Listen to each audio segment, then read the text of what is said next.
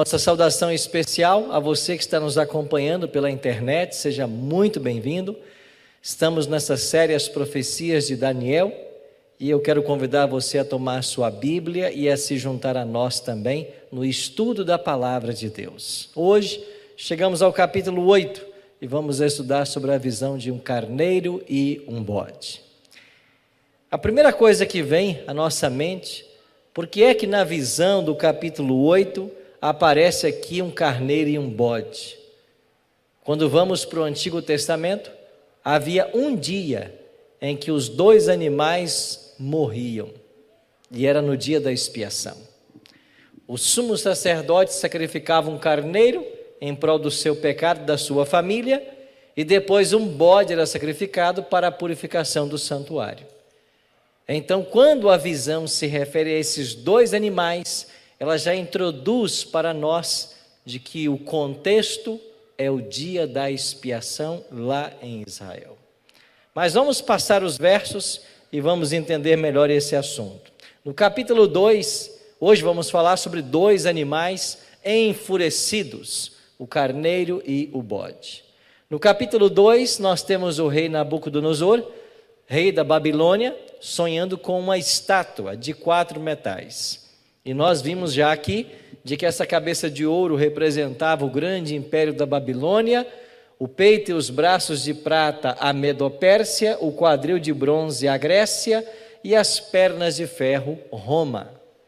E os 10 artelhos dos pés, as 10 tribos bárbaras que minaram o império romano, provocando sua queda em 476. E dessas 10 tribos, vimos já ontem, 3 delas foram exterminadas e 7 sobraram. As 7 que sobraram organizaram a moderna Europa. Então esta profecia do capítulo 2 nos levou viajando 2.500 anos, do 6º século antes de Cristo até os dias atuais. Quando chegamos no capítulo 7, vimos 4 animais. E esses 4 animais, o leão, o urso, o leopardo e o animal terrível e espantoso, eles falam dos mesmos impérios. Então são detalhes que vão acrescendo na profecia. O leão representando a Babilônia, o urso a Medopérsia, o leopardo com 4 cabeças e 4 asas a Grécia e o animal terrível e espantoso Roma. Agora em 2 fases, Roma pagã, Roma papal. Chegamos então ao capítulo 8 e nós temos o carneiro como símbolo da Medopérsia e o bode como símbolo da Grécia. É o que vamos ver agora. Versículo 3: Eu levantei os olhos e vi, e eis diante do rio estava um carneiro, o qual tinha 2 chifres. Os 2 chifres eram altos, mais um mais alto do que o outro, e o mais alto subiu por último. Quando você lê essa informação a respeito do carneiro, você se lembra que o urso do capítulo 7, que representa também a Medopérsia, levantou-se de um lado primeiro. Estão lembrados disso? Agora o chifre maior sobe por último. Logo, esses 2 chifres são representações dos 2 grandes nomes do Império Medo-Persa, Ciro e Dario. Sendo Ciro o homem da profecia, o chifre maior, ele sobe por último. Por quê? Porque nós vimos que quando caiu a Babilônia e a Medopérsia domina o mundo, quem se assenta no trono, primeiro foi Dario, depois vem Ciro. Então os 2 chifres falam da Média e da Pérsia e falam de Ciro como homem, o grande homem desse poder.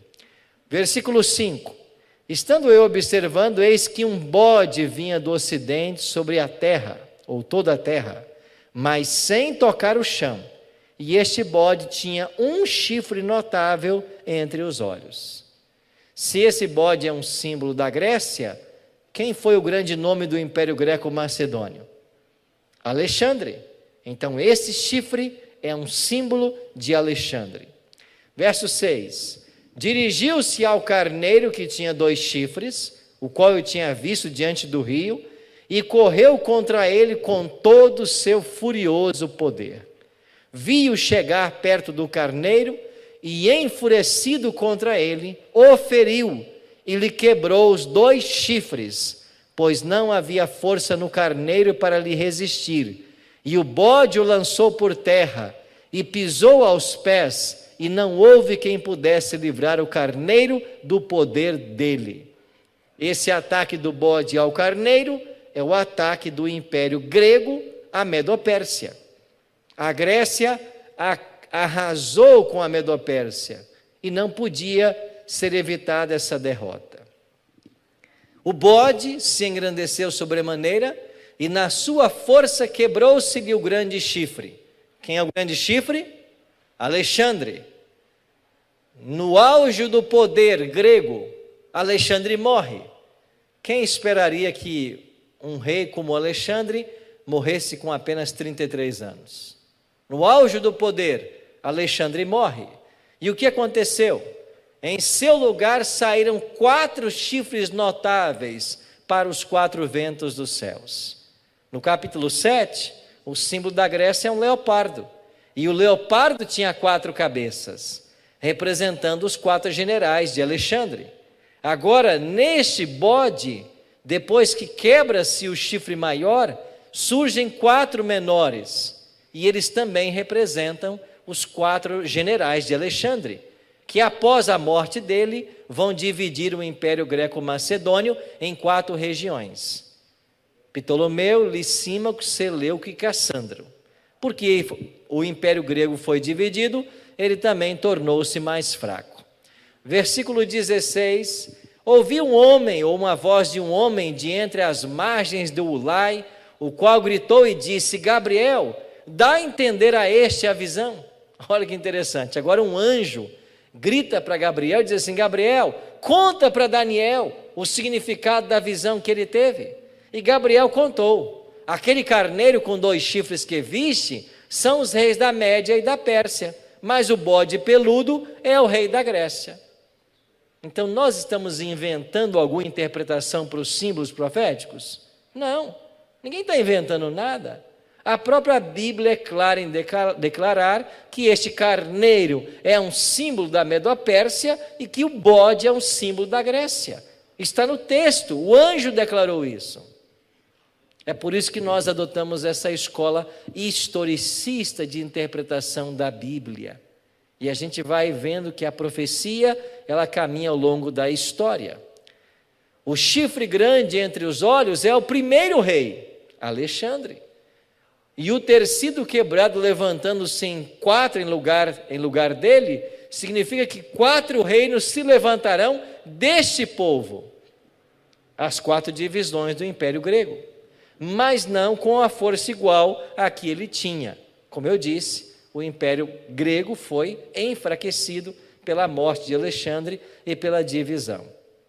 Agora olha o versículo 9. De um dos chifres, e eu coloquei entre parênteses aqui, ventos, saiu um chifre pequeno, e se tornou muito forte para o sul, para o oriente e para a terra gloriosa. Esse verso confunde muitas pessoas, porque agora surge um chifre pequeno. Mas ontem nós estudamos aqui sobre o chifre pequeno, está lembrado? E falamos que esse chifre pequeno é uma representação do papado. Bom, se você perdeu, você pode assistir novamente no canal e você vai ter acesso a essa palestra. Agora, se esse chifre pequeno é o papado, aqui está dizendo que um dos chifres, aí ele teria que vir ou de Cassandro, Licímaco, Ptolomeu ou Seleuco. Só que no original não está de um dos chifres, está de um deles. E esse deles pode ser tanto dos chifres quanto dos ventos. E de onde vem o chifre pequeno? De um dos 4 chifres, que representam os 4 generais de Alexandre, ou de um dos 4 ventos, que são alusões aos 4 pontos cardeais. A exegese, o estudo do texto nos ajuda. A palavra aqui está no feminino.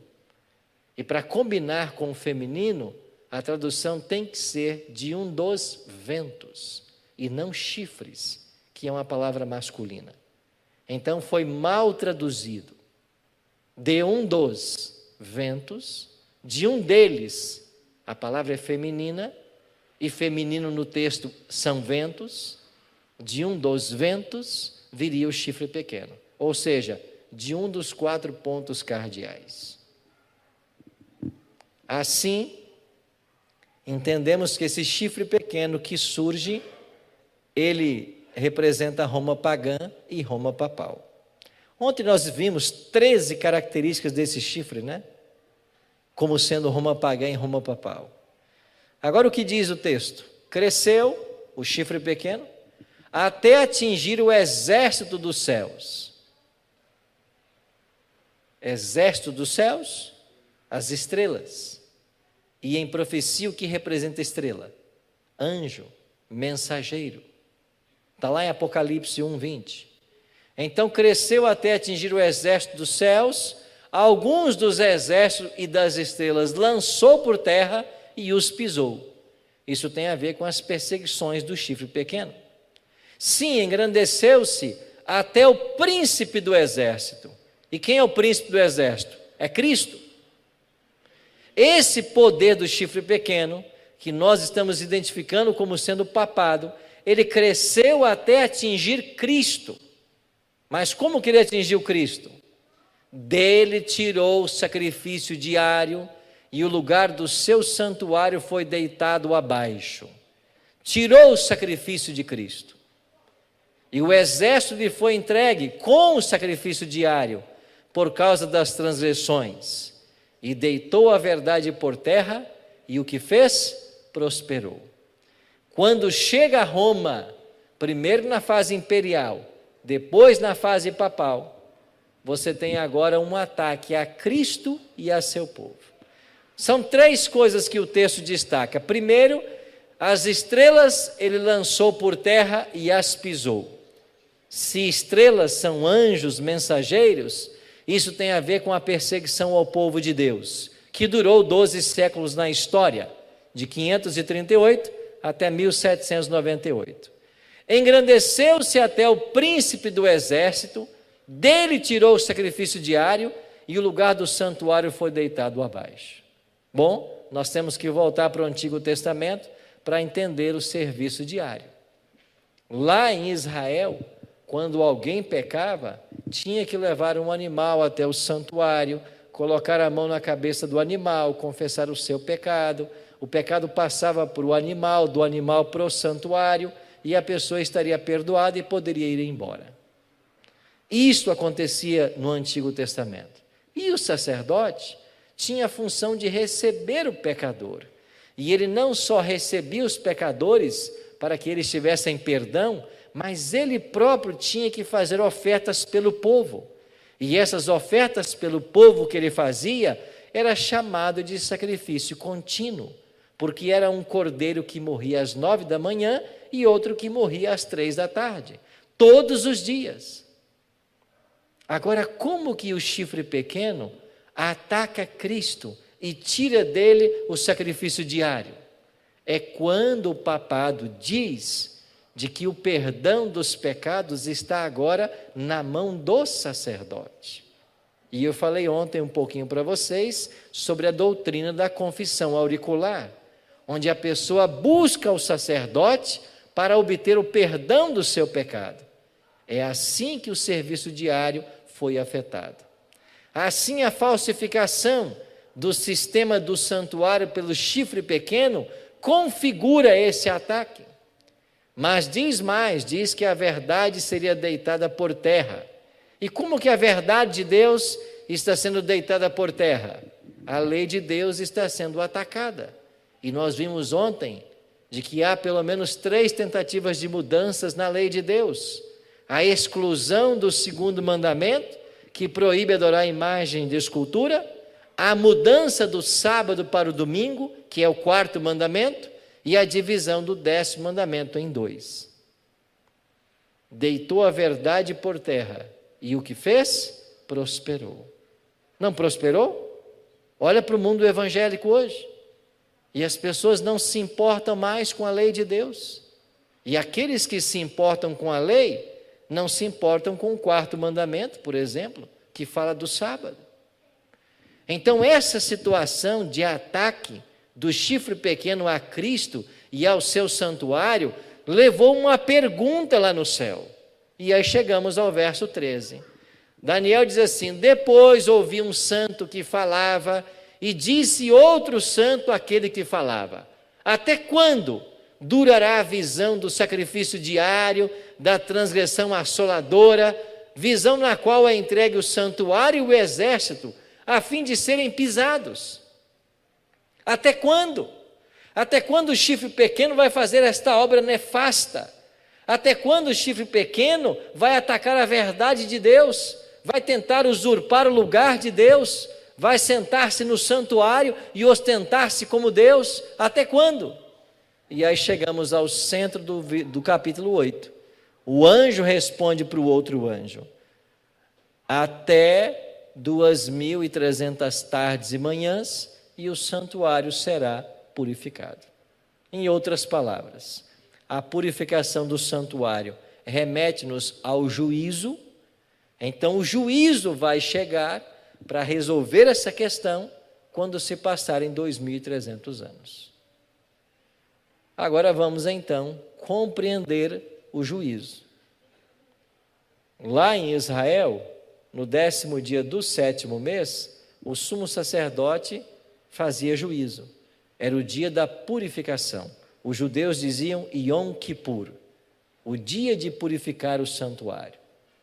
E esse ministério do sumo sacerdote apontava para o ministério de Cristo, que um dia iria para o santuário celestial e também faria juízo. Então vamos entender quando começam esse período de 2.300 anos. Amanhã nós vamos estudar um pouco mais de Daniel capítulo 9, e eu vou entrar em mais detalhes da profecia das 70 semanas, que não entrarei hoje. Amanhã vou falar em mais detalhes dessa profecia, mas eu quero pincelar aqui algumas datas com vocês. Em Daniel capítulo 9, o anjo informa para o profeta Daniel quando que esse período profético deveria começar. Lá em Daniel 9, 25. O que diz Daniel 9, 25? Vire uma página da sua Bíblia. Sabe e entende, desde a saída da ordem para restaurar e para edificar Jerusalém, até ao ungido, ao príncipe, 7 semanas e 62 semanas, e as praças e as circunvalações se reedificarão, mas em tempos angustiosos. Sabe e entende, acompanha comigo no gráfico, desde a saída da ordem para restaurar Jerusalém. Quando foi esta ordem? Quando entrou em vigência esse decreto? 457 a.C. Esse decreto está lá em Esdras, capítulo 7. Agora, quando sair o decreto, disse o anjo para Daniel, vão se passar 7 semanas e 62 semanas. O anjo dividiu a profecia. Por que 7 semanas? Este período de 49 anos nos leva ao ano 408. E o que aconteceu no ano 408? Terminou a reconstrução civil da cidade de Jerusalém. Aí o anjo disse, quando se passarem 7 semanas e depois 62, aparecerá o ungido. Quando se passaram mais 62 semanas, ou 434 anos, nós chegamos ao ano 27. E o que aconteceu no ano 27?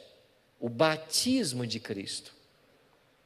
Então Cristo se batiza exatamente no ano 27. E quando ele sai do Jordão, após ser batizado, ele é ungido pelo Espírito Santo. Por isso que Daniel diz no seu livro, vão se passar 7 semanas e 62 até o ungido, ao príncipe. Cristo é o ungido de Daniel. Isso no ano 27. Agora vem Daniel 9, 27 e diz assim, ele fará firme aliança com muitos por 1 semana. Então nós saímos do ano 27 e vamos até o ano 34, uma semana. Mas na metade da semana, ano 31, o que vai acontecer? Será tirado o sacrifício contínuo. E como que o sacrifício contínuo foi tirado do povo de Israel? Quando o próprio Cristo foi morto na cruz do Calvário e o véu do santuário rasgou-se de alto a baixo. Isso aconteceu no ano 31, na morte de Jesus. Então esta profecia de 70 semanas, ela foi destinada ao povo judeu. Daniel 9:24 diz isso. Isso quer dizer que 70 semanas ou 490 anos foram dados para que o povo de Israel se arrependesse do seu pecado e voltasse para Deus. Mas eles não se arrependeram. Ao invés disso, no ano 34, eles vão apedrejar Estevão. E o apedrejamento de Estevão, ou o sermão de Estevão naquele dia, foi o último apelo de Deus à nação judaica. E se você ler lá em Atos capítulo 6 e Atos 7, você vai encontrar o discurso de Estevão perante o Sinédrio. E ele vai dizer claramente para aqueles que ali estavam: vocês mataram o autor da vida. Ou seja, o Messias veio e vocês o mataram. Então vocês têm que se arrepender e entender que ele é o Cristo. Esse sermão aconteceu 3 anos e meio depois da crucifixão. Mas ao invés de aceitarem o apelo de Estevão, os judeus mataram Estevão. Então Estevão foi apedrejado no ano 34. E aí terminaram as 70 semanas de graça para o povo judeu. A partir do ano 34, Deus não tem mais uma nação escolhida na terra. Agora, todo aquele que aceita Cristo como Salvador pessoal, torna-se membro da família de Deus, torna-se membro da igreja que Deus tem no mundo inteiro, por aceitação a Cristo. Bom, se nós até o ano 34 viajamos 490 anos, então para entendermos quando chegaria o juízo, basta nós subtrairmos agora 490 de 2300, que é o período maior. Nós chegamos a 1810.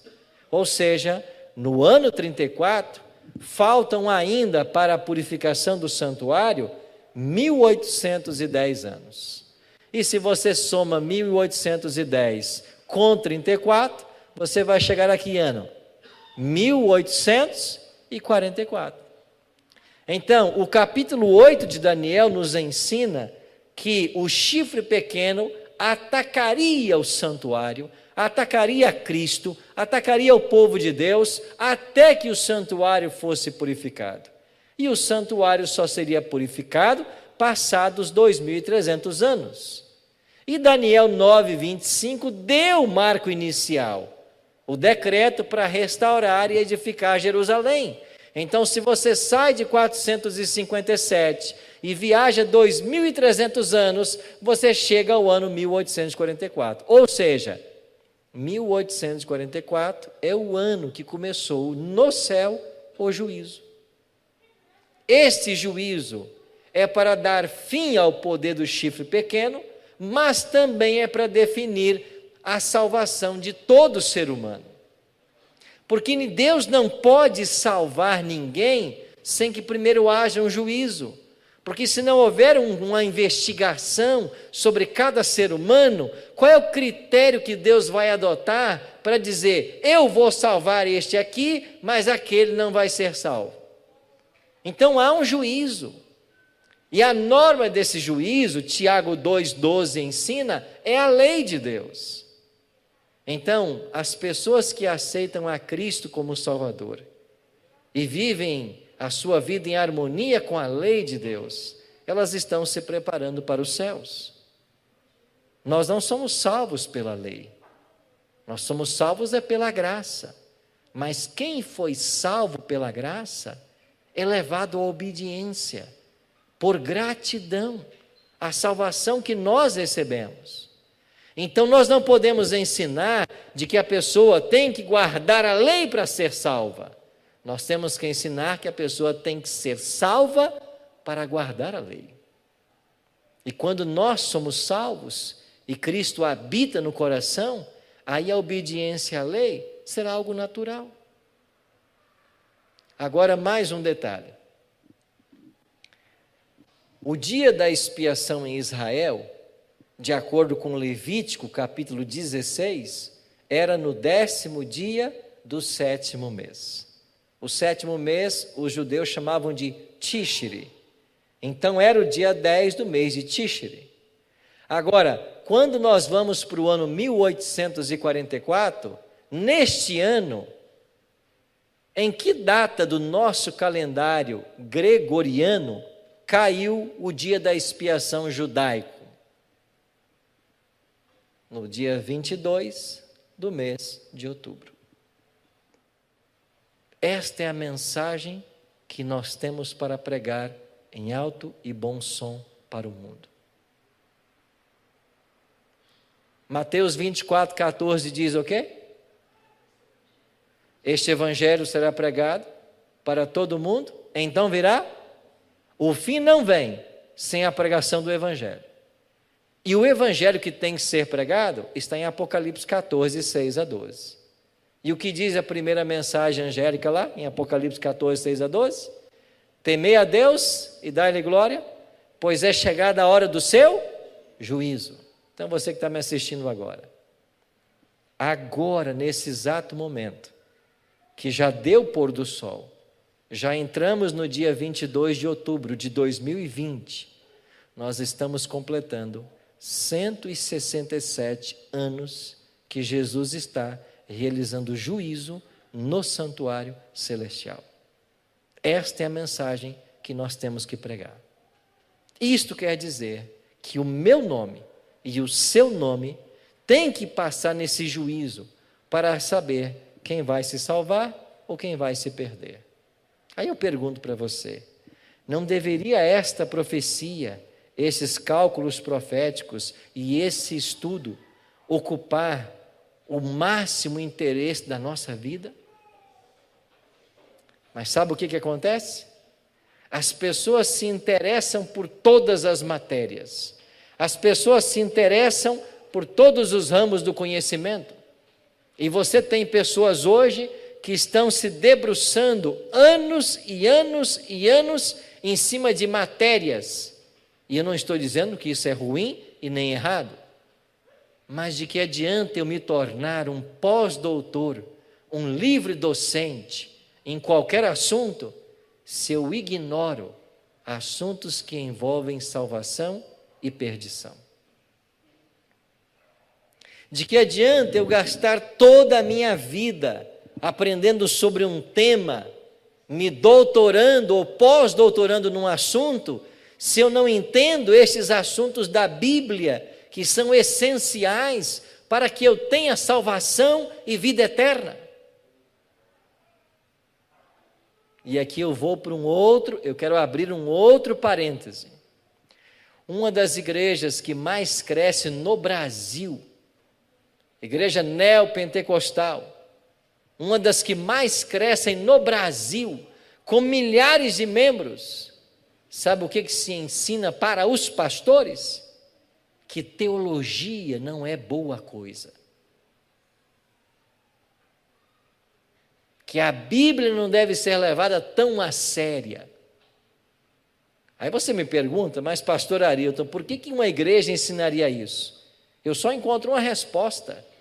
É porque quando os donos da igreja querem manter as pessoas na ignorância, para que elas dominem, porque você, para dominar, tem que ter a ignorância, você tem que desestimulá-la a estudar a Bíblia. Porque se elas passam a estudar a Bíblia e compreendem temas como este e outras verdades essenciais da Bíblia, elas descobrem que elas estão num lugar que não leva a sério a Bíblia, nem a salvação.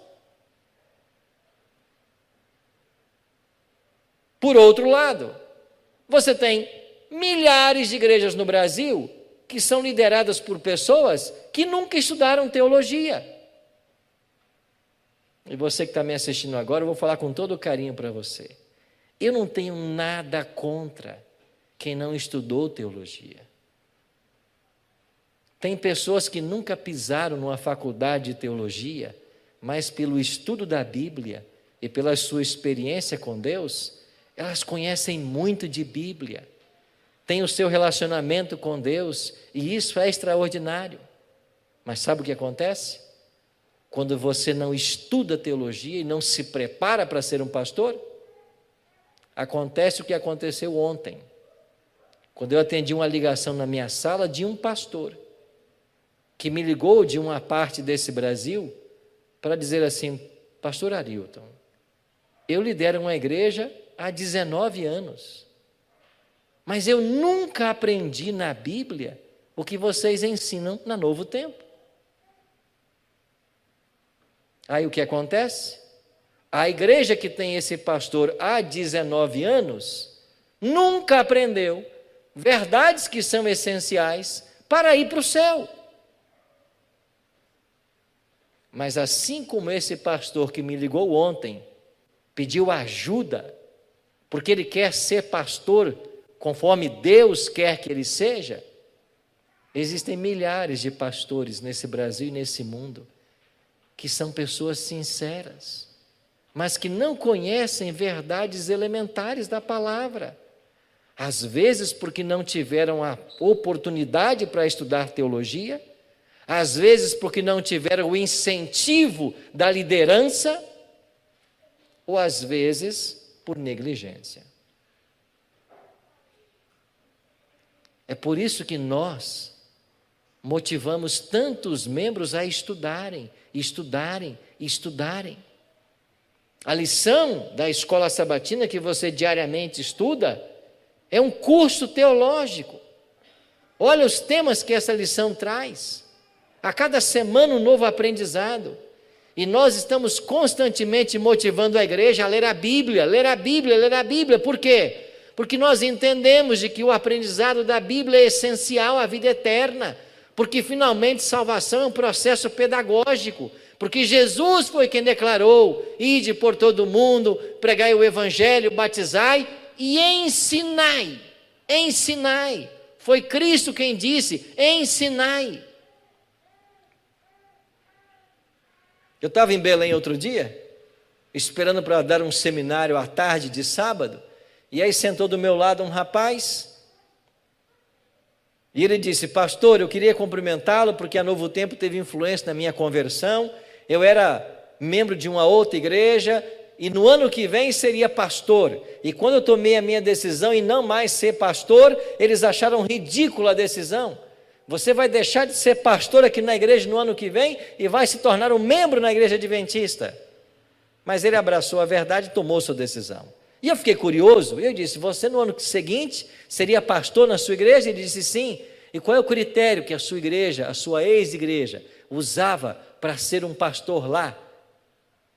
E eu só conto isso porque eu ouvi dos lábios dele.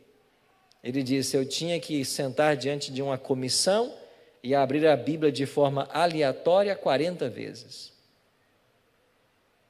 E em cada vez que eu abrisse a Bíblia e lesse um texto, eu tinha que usar esse texto para fazer um apelo para a oferta.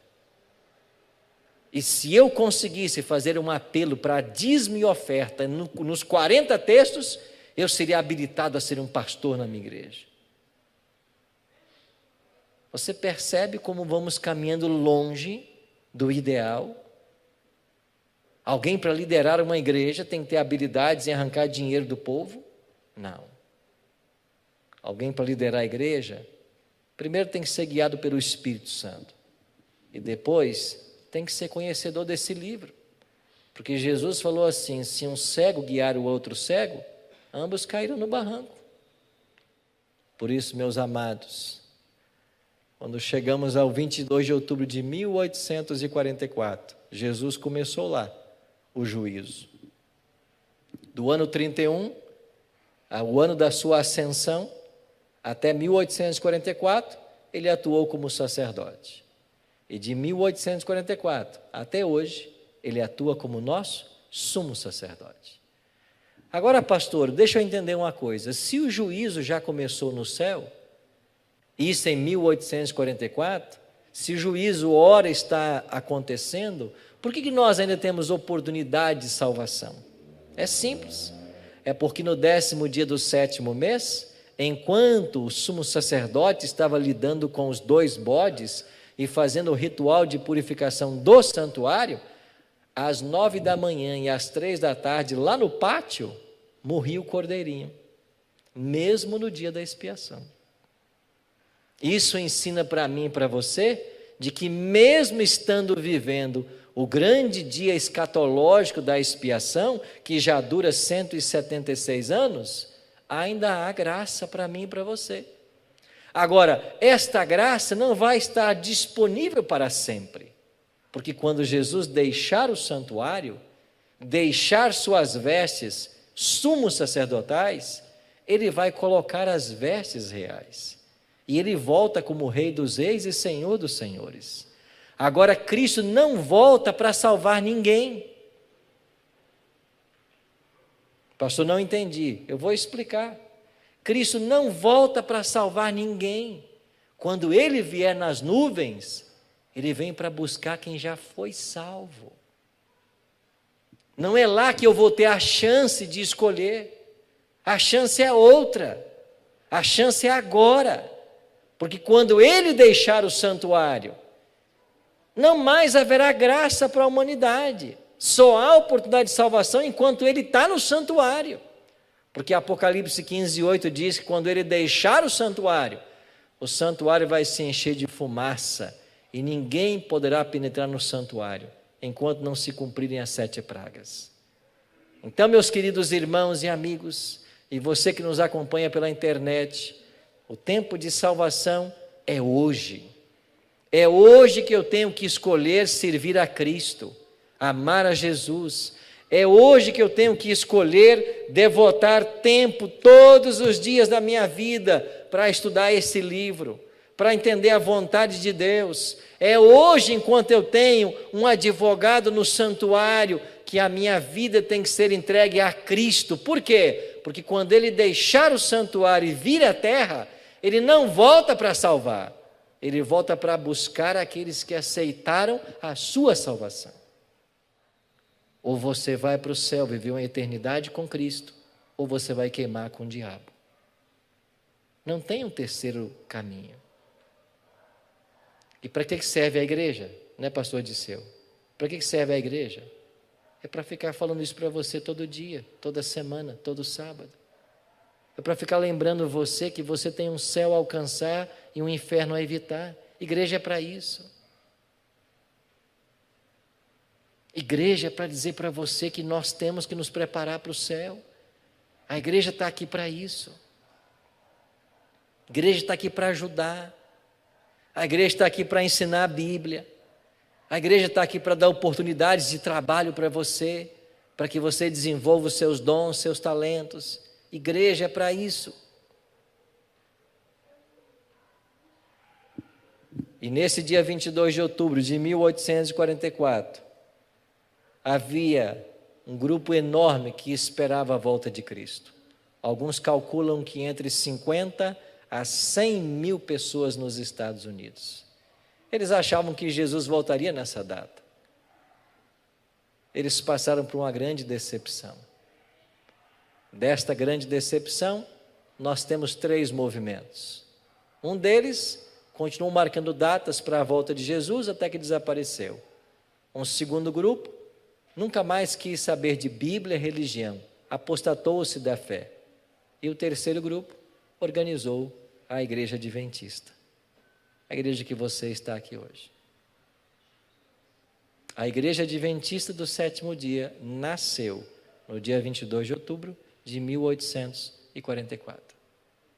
Aí está a nossa certidão de nascimento. E os milleritas, como eram chamados, porque seguiram Guilherme Miller, desapontados porque Jesus não voltou, voltaram para a Bíblia e entenderam que a data estava correta. Era um dia de juízo, de purificação do santuário, mas o evento eles acharam errado. não era a volta de Cristo, mas o início no juízo no céu, após o qual ele voltará. Aí esses mileritas decepcionados encontraram Apocalipse 10:11, onde o anjo dá uma ordem: é necessário que ainda profetizes. Então nasceu o movimento adventista, como um movimento profético, anunciando a breve volta de Jesus. E aqui está essa igreja, que desde o nome já prega que Jesus vai voltar. E eu e você precisamos nos preparar, porque breve, não sabemos quão breve, ele vai voltar. E eu preciso individualmente me interessar por isso, porque salvação não é coletiva, não é por tabela, não é por família. Deus salva indivíduos. Então eu tenho que fazer a minha parte e o ajudar a tantos quantos eu posso contribui no meu processo de preparo. Então, quanto mais você se prepara e mais você ajuda outros a se prepararem, mais você cresce, mais você se aproxima dele. Por isso, eu queria fazer uma oração de gratidão a Deus hoje, por nesse exato momento nós estarmos vivos e testemunhando o aniversário de intercessão de Cristo, de juízo de Jesus no santuário. Por quê? Porque esse juízo, declara o livro de Daniel, é a favor dos santos. Ele é ao nosso favor. E louvado seja Deus por isso. Vamos orar? Pai querido, louvado e exaltado seja o teu santo nome. Muito obrigado, Jesus, porque viestes a esse mundo morrer em nosso lugar, como havia sido tipificado por todos os animais que foram sacrificados no Antigo Testamento. Obrigado, Jesus, porque ao terceiro dia o Senhor ressuscitou e foi aos céus. E lá nos céus, no santuário celestial, começou uma obra sacerdotal em nosso favor. Obrigado porque hoje, há exatos 167 anos, ou 176 anos, o Senhor ingressou no segundo compartimento do santuário e começou a obra de juízo. E quando terminar esta obra, o Senhor voltará à terra. Por isso, bom Deus, louvamos e exaltamos o teu nome. E obrigado por esta obra que é feita em nosso favor. Nos ajuda cada vez mais nos aproximar do Senhor, a crermos nas tuas palavras, nas tuas promessas, nas tuas profecias. E que esse conhecimento nos ajude em nosso preparo, e que nós possamos também alertar outros a respeito da tua breve volta. Tome conta de todos nós aqui na igreja nessa noite, que o teu Espírito opere em nosso coração e que o Senhor nos prepare a cada instante para o dia em que o Senhor aparecerá nas nuvens dos céus. É a nossa oração, em nome de Jesus. Amém.